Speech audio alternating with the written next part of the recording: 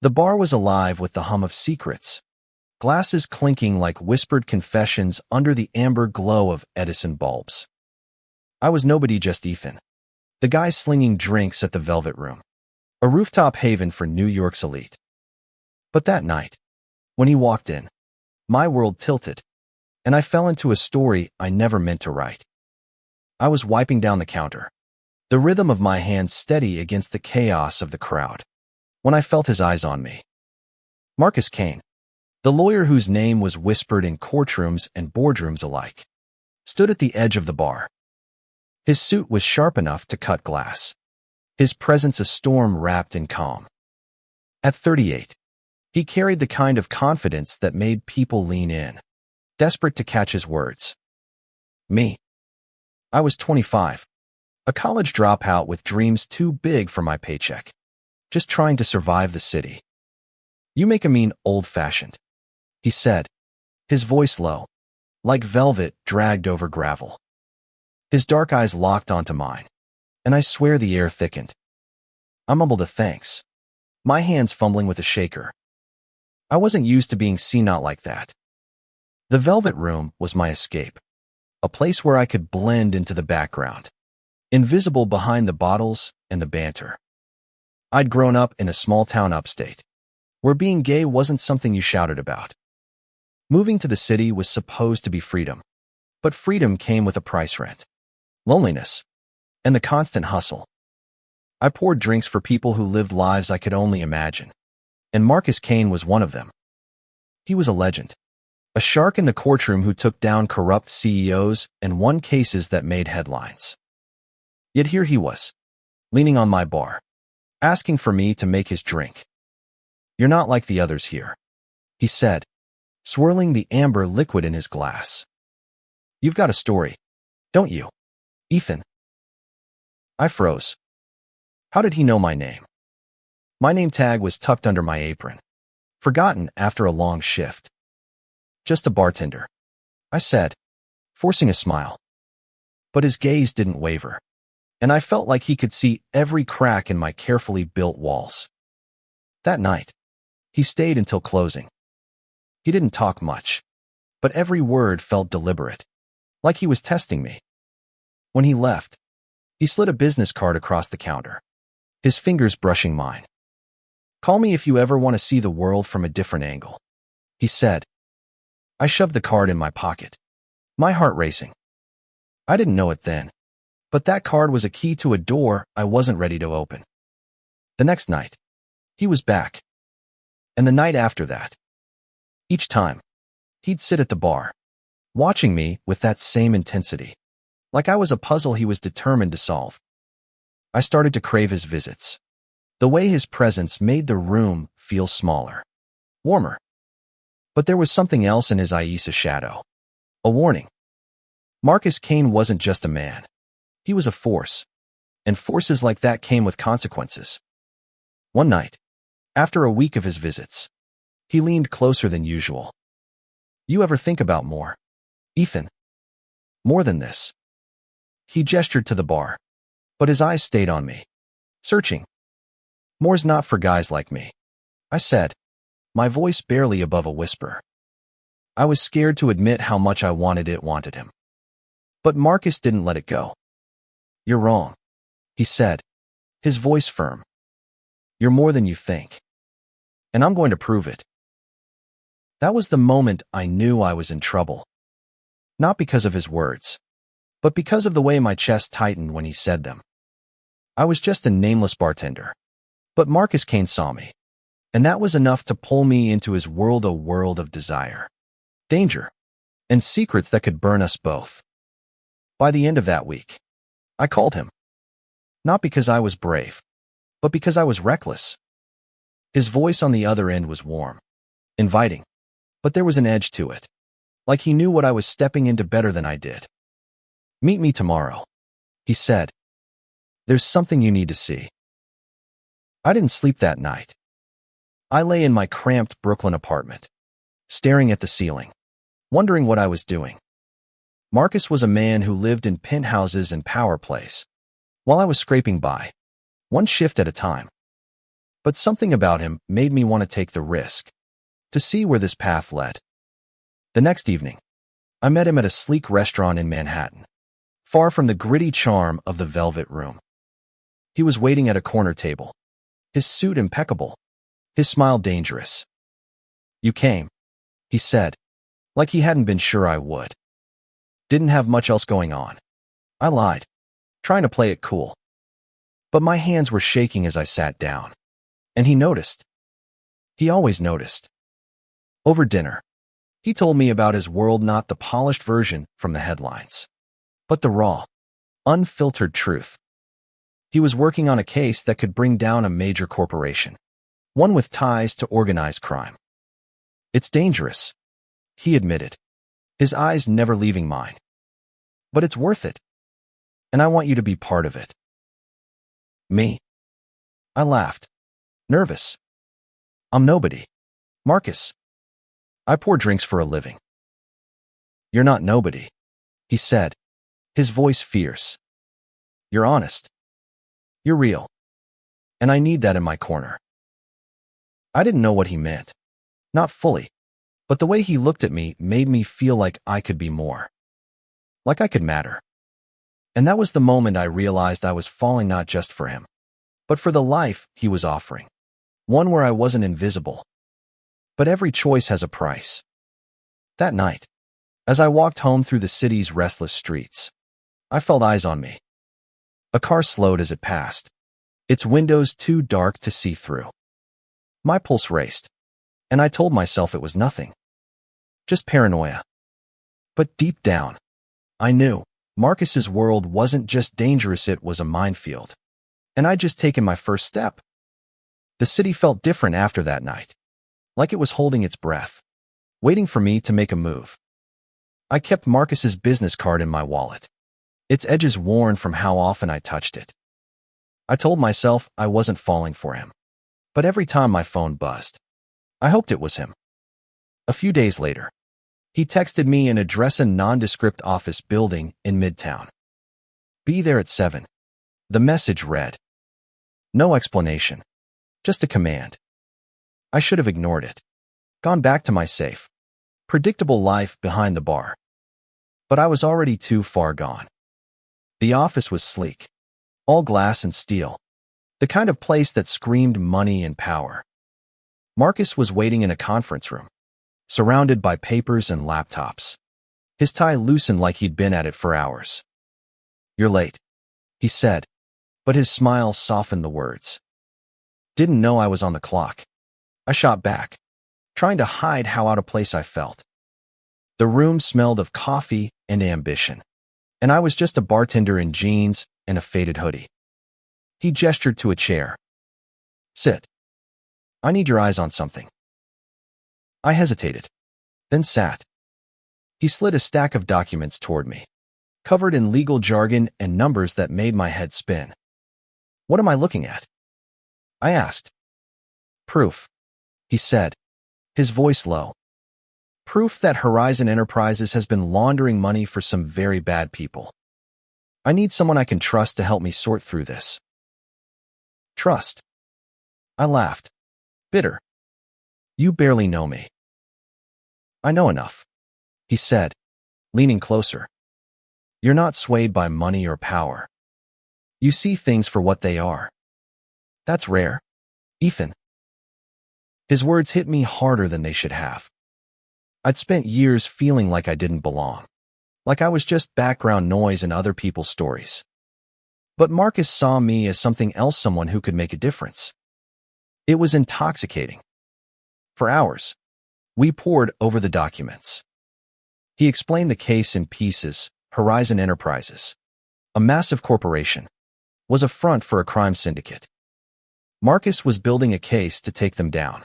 But the deeper he dug, the more dangerous it got. "They know I'm coming for them," he said, his eyes dark. "And they don't play nice." I should have been scared, but I wasn't. Not yet.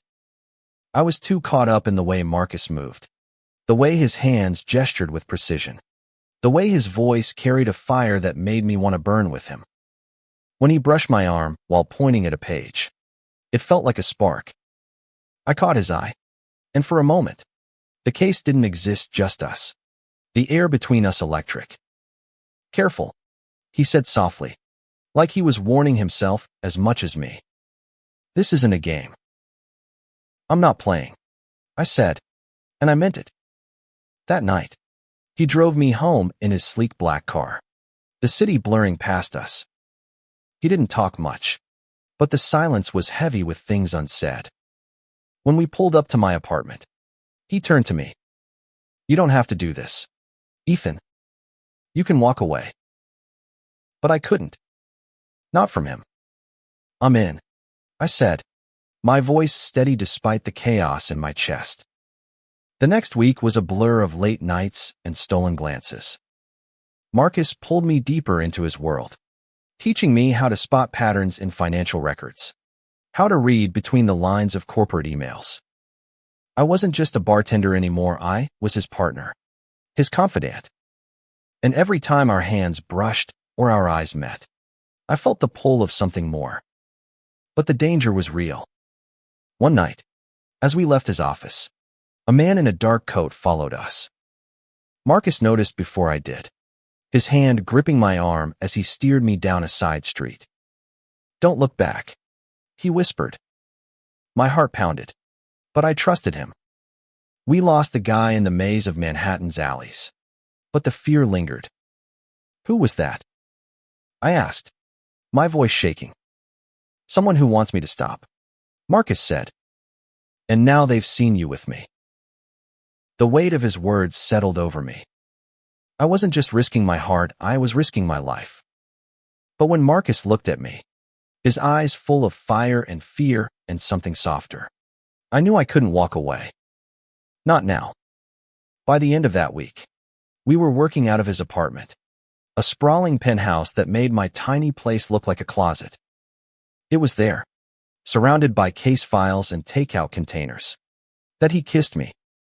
It was sudden, desperate, like he'd been holding back for too long.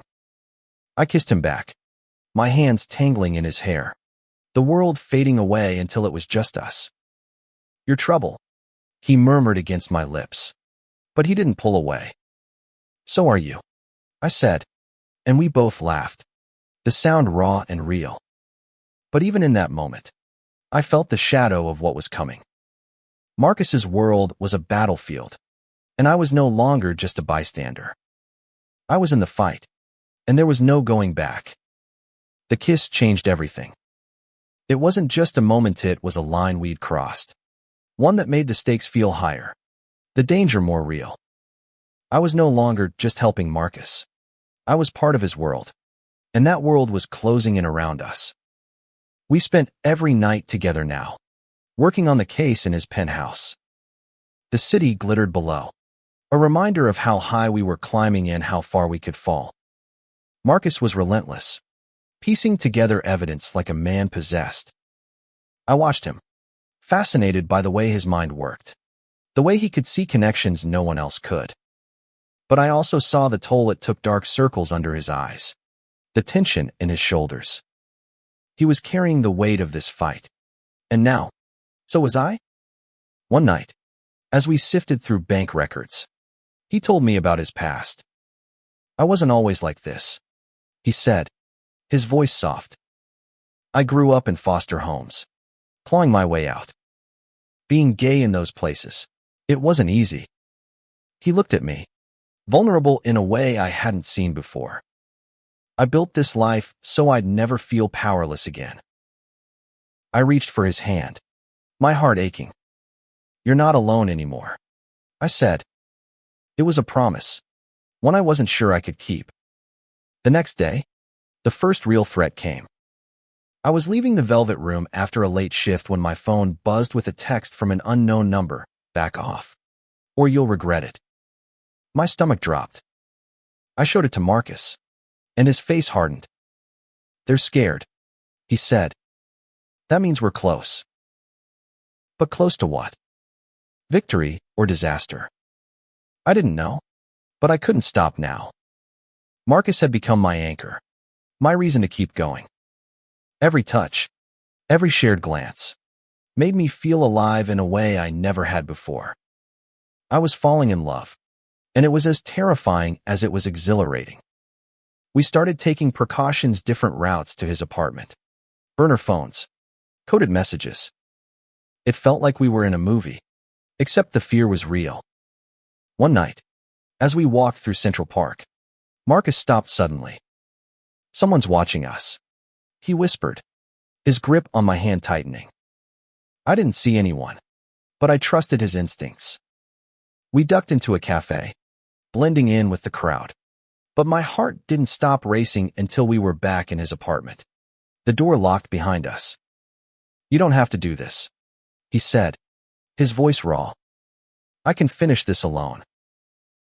"No way," I said, stepping closer. "I'm with you, Marcus.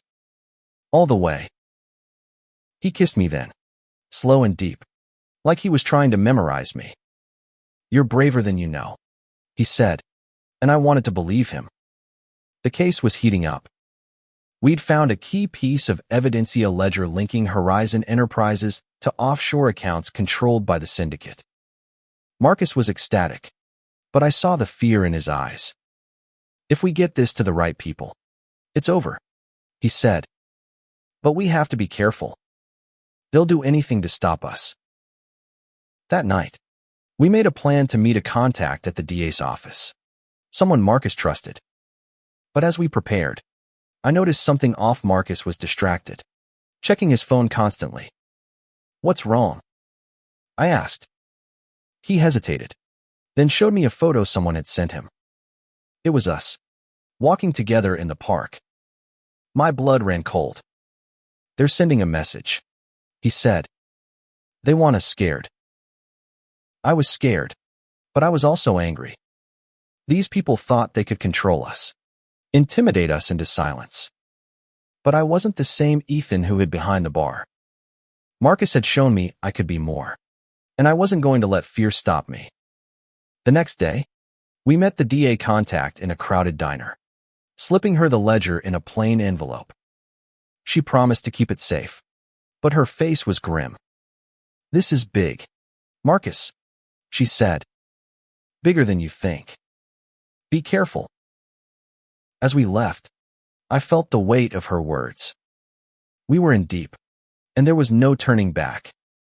That night, back at Marcus's apartment, we didn't talk about the case. Instead, we held each other, the city's lights casting shadows on the walls. "I don't deserve you," he whispered, his voice breaking. "You do," I said, kissing him. "We're in this together." But as I lay in his arms, I couldn't shake the feeling that we were running out of time. The syndicate wasn't just a faceless enemy. They were watching, waiting, and they knew exactly who I was. I wasn't just a nameless bartender anymore. I was a target. The air in Marcus's apartment felt heavier now, like the walls themselves knew what was coming. We'd handed off the ledger, but instead of relief, I felt a knot in my chest that wouldn't loosen. The syndicate wasn't going to let us walk away, not after what we'd done. Marcus was different too. He was still the man who could command a room, but there was a new edge to him, a paranoia that made him double-check locks and glance over his shoulder. I wanted to tell him we'd be okay, but the words felt hollow. I wasn't sure of anything anymore. One morning, as we sat over coffee, he got a call that changed everything. His contact at the DA's office was dead, found in her car. An apparent suicide. Marcus's face went pale as he listened, his knuckles white around the phone. "This wasn't an accident," he said when he hung up. "They're tying up loose ends." I felt sick. "What about the ledger?" I asked. "Gone," he said, his voice flat. "They got to it before it could be processed." I wanted to scream, to throw something, but Marcus was already moving, pulling files from a hidden safe under the floorboards. "We're not done," he said. "I have backups, but we need to move fast." He told me the plan. We'd take the evidence to a journalist he trusted, someone outside the system. It was risky exposing ourselves to the world, but it was our only shot. I nodded, my heart pounding. I was in too deep to back out, and I didn't want to.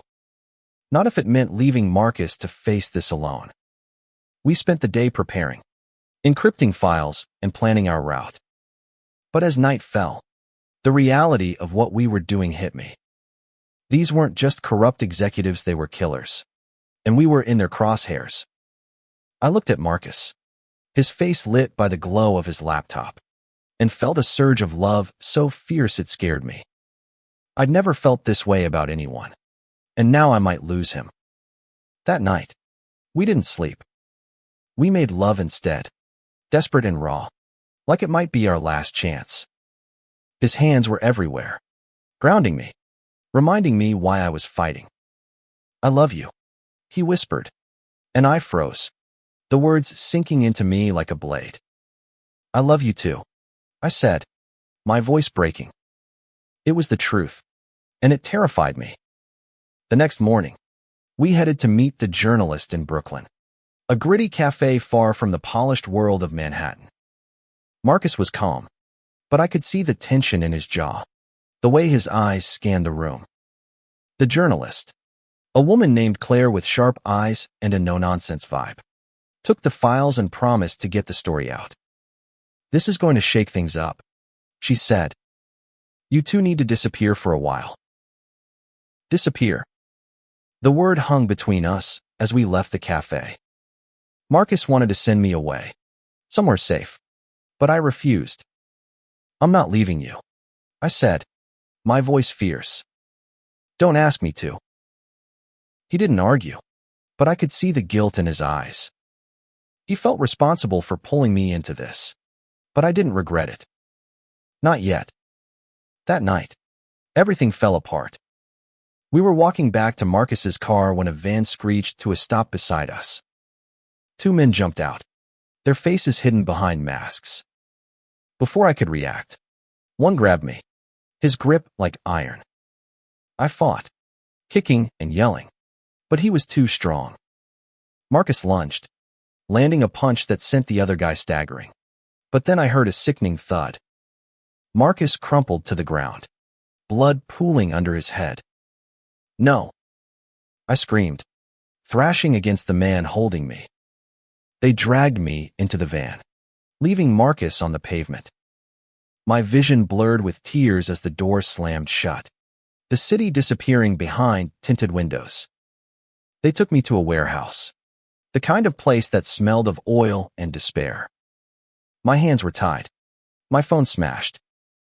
A man in a suit, not Marcus's kind of suit, but something cheaper, meaner, stood over me. "You should have stayed behind the bar," he said, his voice cold. "Tell us where Kane hid the backups, and maybe you walk away." I didn't know where the backups were. Marcus had kept that from me, probably to protect me. "I don't know anything," I said, my voice shaking but defiant. He slapped me, hard, and my head snapped back. "Wrong answer," he said. Hours passed, maybe days. They questioned me, threatened me, but I didn't break. All I could think about was Marcus, whether he was alive, whether I'd ever see him again. The thought of him kept me going, even as my body ached and my hopes started to fray. Then, a miracle. The warehouse door burst open, and there was Marcus, bloodied but alive, flanked by cops. Gunshots rang out, and I ducked, my heart pounding. When it was over, Marcus was kneeling beside me, cutting my ropes, his hands shaking. "I'm so sorry," he whispered, pulling me into his arms. I clung to him, tears streaming down my face. "I thought you were dead," I said. "Not yet," he said, his voice rough. "Not while you're still here." Marcus's arms around me felt like the only real thing in the world. But even as I held him, I knew we weren't safe. The warehouse raid had saved me, but it hadn't ended the fight. The syndicate was still out there, and they weren't done with us. We were taken to a safe house, a nondescript apartment on the edge of the city. The cops who'd rescued us were part of a task force Marcus had been working with. But trust was thin. Some of them are dirty. Marcus whispered as we settled in. We can't stay here long. I was bruised, exhausted, but alive. Marcus's face was a map of cuts and shadows, but his eyes burned with the same fire I'd fallen for. How did you find me? I asked, my voice hoarse. I never stopped looking, he said, his hand cupping my face. I couldn't lose you, Ethan. We didn't have time to linger in the moment. The task force had recovered some of the backups, but the syndicate was already covering their tracks. Marcus was relentless, working with the clean cops to rebuild the case. I watched him, amazed at his strength, but terrified of what it was costing him. That night, as we lay in the safe house's narrow bed, I traced the bruises on his arm. Why do you keep fighting? I asked. You could walk away, start over. He looked at me, his eyes soft but resolute. Because someone has to. And because I want a world where we can be together without fear. His words broke something in me. I kissed him, pouring all my fear and love into it. We made love quietly, careful not to alert the cops outside, but it felt like a rebellion against everything trying to tear us apart. The next day, Claire, the journalist, contacted us. Her article was ready to go live, exposing Horizon Enterprises and the syndicate. Once this hits, there's no going back, she warned. You'll be targets forever. Marcus didn't hesitate. Do it, he said. I nodded, my heart racing. This was bigger than us. It was about justice, about standing up to monsters who thought they were untouchable. The article dropped that evening, and the internet exploded. Social media was flooded with reactions, from shock to outrage. Horizon's stock plummeted, and the Fed started making arrests. But with every victory came a new threat. Marcus's phone buzzed with encrypted messages from allies, warning us of retaliation. We couldn't stay in the safe house, couldn't trust anyone. We went on the run, moving from city to city, staying in cheap motels and avoiding cameras. Marcus taught me how to blend in, how to spot a tail.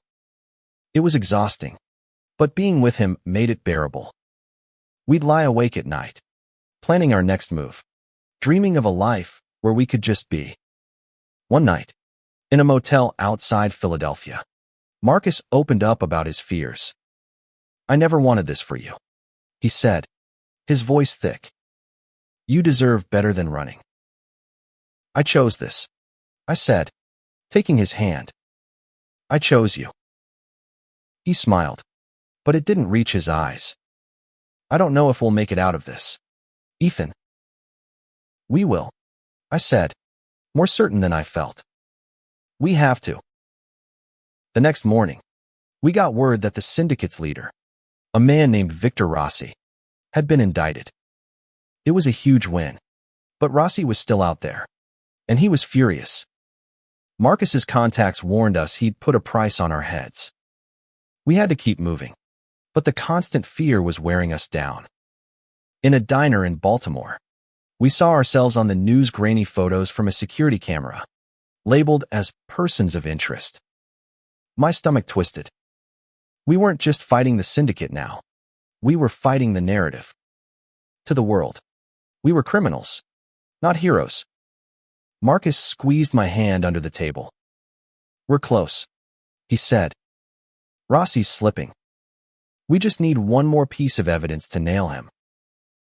That piece came from an unexpected source, a former Horizon employee who'd reached out to Claire.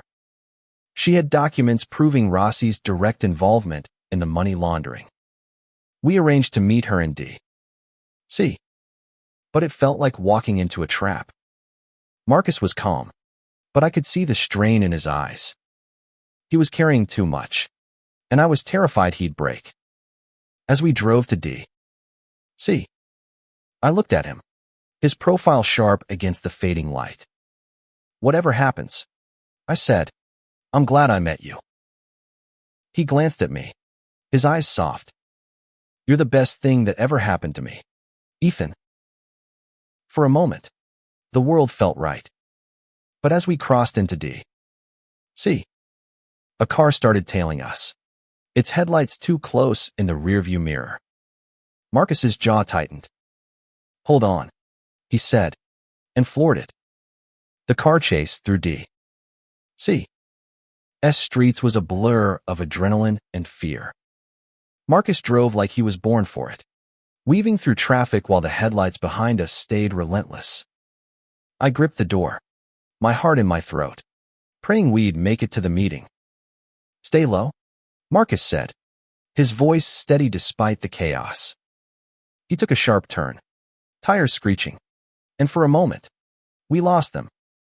We ditched the car in an alley and ran, our breaths ragged, until we reached the meeting spot, a quiet park near the Potomac.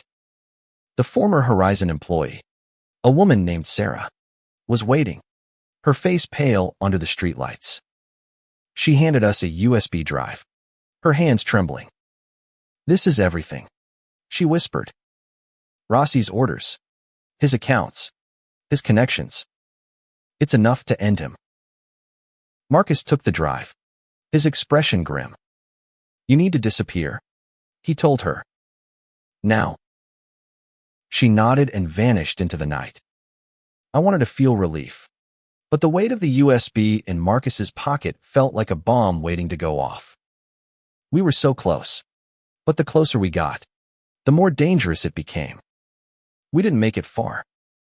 As we headed back to the car, headlights flooded the park. The same car from before, now joined by another. Marcus grabbed my hand, pulling me behind a tree. Run when I say, he whispered. But there was no running. Men poured out of the cars, their guns glinting in the moonlight. Marcus pushed me behind him, his body a shield. Stay back, he said, his voice low but fierce. One of the men stepped forward, Victor Rossi himself, his face all sharp angles and cold eyes. You've been a pain in my ass, Kane, he said. And you dragged this kid into it. Bad move. Leave him out of this, Marcus said, his voice like steel. This is between you and me. Rossi laughed, a sound that made my skin crawl. Oh, it's way past that. Hand over the drive, and maybe I let one of you live. I felt Marcus tense, his hand slipping into his pocket. I knew he wouldn't give it up, not after everything we'd been through. Ethan, he whispered, so low only I could hear. When I move, run. Before I could argue, he lunged at Rossi, tackling him to the ground. Gunshots rang out, and I bolted, my legs moving on instinct. I heard shouts, more shots, and then silence. I ducked behind a bench, my chest heaving, tears burning my eyes. I couldn't leave him, but I couldn't go back either. Minutes later, sirens pierced the air. Cops swarmed the park, and I saw Marcus, bloodied but standing, being cuffed alongside Rossi's men. The USB drive was still in his pocket, protected it, and me, at all costs. I wanted to run to him, but a cop grabbed me, pulling me into a squad car. At the station, they separated us. I was questioned for hours, my story sounding crazier with every retelling. But the USB drive was the key. When they finally analyzed it, the evidence was undeniable. Rossi was finished. The feds took over, and Marcus and I were released, but not before they warned us to lay low. We went to a safe house in Virginia, a small cabin tucked in the woods. It was the first time in weeks we'd felt anything close to safe. Marcus was quieter now, the weight of everything we'd done settling over him. I saw the guilt in his eyes, the fear that he'd ruined my life. You didn't ruin anything, I told him one night, as we sat by the fire. You gave me something to fight for. He looked at me, his eyes searching. I almost lost you, he said, his voice breaking. I can't live with that. You didn't, I said, taking his hand. I'm right here. We kissed, slow and gentle, like we had all the time in the world. But we both knew the truth. Rossi was in custody, but his network was still out there, and they wouldn't forget us. We had to keep moving, keep fighting, until it was truly over. The next day, Claire called. Her article had sparked a federal investigation, and more whistleblowers were coming forward. The syndicate was crumbling, but it wasn't gone. You two need to stay hidden, she said. This isn't over. Marcus nodded, his jaw tight. We'll be ready, he said. That night, we made a plan. We'd go west, start over somewhere quiet, somewhere the syndicate couldn't find us. It wasn't the life I'd imagined, but it was the life I wanted as long as it was with him. As we packed, I found Marcus's business card, the one he'd given me that first night. I smiled, tucking it into my pocket. It was a reminder of how far we'd come, and how much we still had to fight for.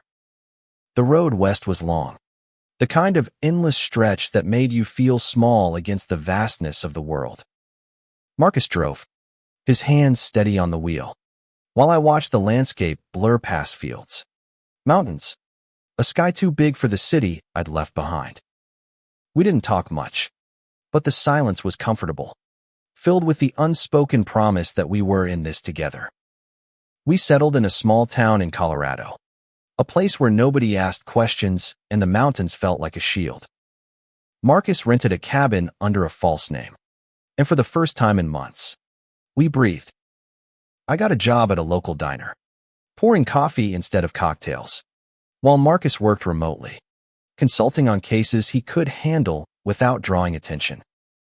It wasn't the life we dreamed of, but it was ours. At night, we'd sit on the porch, the stars brighter than I'd ever seen. Marcus would tell me stories not about courtrooms or criminals, but about the kid he'd been, the dreams he'd had before the world hardened him. I told him about my own past, the small-town boy who'd run to the city to find himself, only to find something bigger in him. We were rebuilding, piece by piece, a life that felt real. But the past doesn't let go so easily. One night, as I was closing up the diner, I saw a man lingering across the street, his face half hidden in the shadows. My heart stopped. I told Marcus, and his face darkened. We can't stay, he said. Not if they found us. We packed that night, our movements quick and quiet. I hated running, the fear, but I hated the thought of losing Marcus more. As we drove out of town, I reached for his hand. We'll figure it out, I said, my voice steady despite the ache in my chest. He squeezed my hand, his eyes on the road. I'm sorry, Ethan. I never wanted this for you. I chose this, I reminded him. I'd choose it again. We ended up in Oregon, a coastal town where the ocean roared and the air smelled of salt. Marcus was cautious, always watching, but we started to build something like a life again. I worked at a bookstore, and Marcus took on pro bono cases, helping people who couldn't afford lawyers. It was small, quiet work, but it made him smile in a way I hadn't seen before. One evening, as we walked along the beach, he stopped and turned to me. I want to marry you, he said, his voice raw. Not now, not while we're running, but someday, when it's safe. I stared at him, my heart pounding. You mean that? More than anything, he said, pulling me close. The wind whipped around us, but I felt warm, anchored by his words. For a while, it felt like we'd outrun the danger. The syndicate was falling apart, with more arrests every week. Claire's articles kept the pressure on, and the feds were closing in on the last of Rossi's allies. We dared to hope, to believe we could have a future. But hope is a fragile thing. One night, as we sat in our tiny apartment, a brick crashed through the window. A note tied to it, "You can't hide forever." My blood ran cold. and Marcus's face went hard. "They're desperate," he said. "That's why they're doing this." Desperate or not, they were still dangerous. We contacted Claire, who connected us with a federal agent she trusted. He promised protection, but we had to move again, this time to a safe house in Seattle. It was a sterile place, all white walls and no warmth. But it was temporary. The agent told us Rossi was talking, giving up names to save himself. The syndicate was crumbling, but they were lashing out, and we were still in their sights. In Seattle, Marcus and I grew closer, our love a lifeline in the chaos. We talked about the future, where we'd go, what we'd do when this was over. He wanted to open a small law practice, helping people like us, people the system overlooked. I wanted to write, to tell our story, not as a warning, but as a testament to what we'd survived. One night, as rain pounded the safe house roof, Marcus pulled me into his arms. "We're going to make it," he said, his voice fierce. "I promise you, Ethan. We'll have that life." I believed him, because I had to. Because loving him meant believing in something bigger than fear. Seattle's rain was relentless, a constant drumbeat against the safe house windows. But inside, Marcus and I built a fragile kind of peace. We were still running, still hiding, but we had each other, and that was enough to keep the fear at bay. The feds were closing in on the syndicate's last holdouts, and Rossi's testimony was tearing their network apart. We were so close to freedom. I could almost taste it. One morning, the agent in charge of our protection called us in. "It's over," he said, his face tired but triumphant. "Rossi's people are done. The last of them were arrested last night. You're free." Free. The word felt foreign, like it belonged to someone else's life. Marcus squeezed my hand, his eyes bright with something I hadn't seen in months' hope. "Is it really over?" I asked, my voice barely a whisper. "As over as it gets," the agent said. "But you'll need to stay vigilant. These types don't forget." We left the safe house that day, stepping into a world that felt both familiar and strange. Marcus wanted to go back to New York, to rebuild what we'd lost. I wasn't sure I was ready for the city again, but I'd follow him anywhere. We settled in a small apartment in Brooklyn, far from the glitz of Manhattan. Marcus started a legal clinic, helping people who'd been chewed up by the system: immigrants, low-income families, people like me who'd once felt invisible. I started writing, pouring our story into pages that felt like a confession and a celebration. It wasn't easy. Every creak in the building made me jump. Every stranger's glance felt like a threat, but we were trying. One evening, as we sat on our tiny balcony, Marcus took my hand. "I meant what I said in Oregon," he said, his voice soft. "I want to marry you, Ethan. Not because we're safe now, but because I want the world to know you're mine." Tears stung my eyes. "Yes," I said, laughing through the lump in my throat. 8,000 times. Yes. We planned a small wedding, just us and a few trusted friends, including Claire, who'd become more than a journalist. She was family. The ceremony was in a park, under a sky so blue it felt like a gift. I wore a simple suit, and Marcus looked like he'd stepped out of a dream, his smile brighter than I'd ever seen. When we said our vows, I promised to love him through every storm, and he promised to keep fighting for a world where we could be free. The years that followed weren't perfect. The syndicate was gone, but its shadow lingered: nightmares, moments of doubt, the occasional anonymous threat. But we faced them together, building a life that was ours. Marcus's clinic grew, helping more people every year, and my book was published. A quiet success that told the world what we'd survived. One night, years later, we sat in our apartment, the city humming outside. Marcus was reading case files, and I was editing a new story, but we were together, our legs tangled under a blanket. I looked at him, his face softer now, the weight of our past lighter with time. We did it, I said, my voice quiet. We made it. He smiled, leaning over to kiss me. We did. And we're just getting started. I thought back to that first night at the Velvet Room, when I was just a nameless bartender, invisible in a world that didn't see me. Marcus had changed that. He'd seen me, loved me, and together, we'd fought for something bigger than ourselves. Our love wasn't just a spark, it was a fire. One that had burned through fear and danger to light the way to a life we'd built together.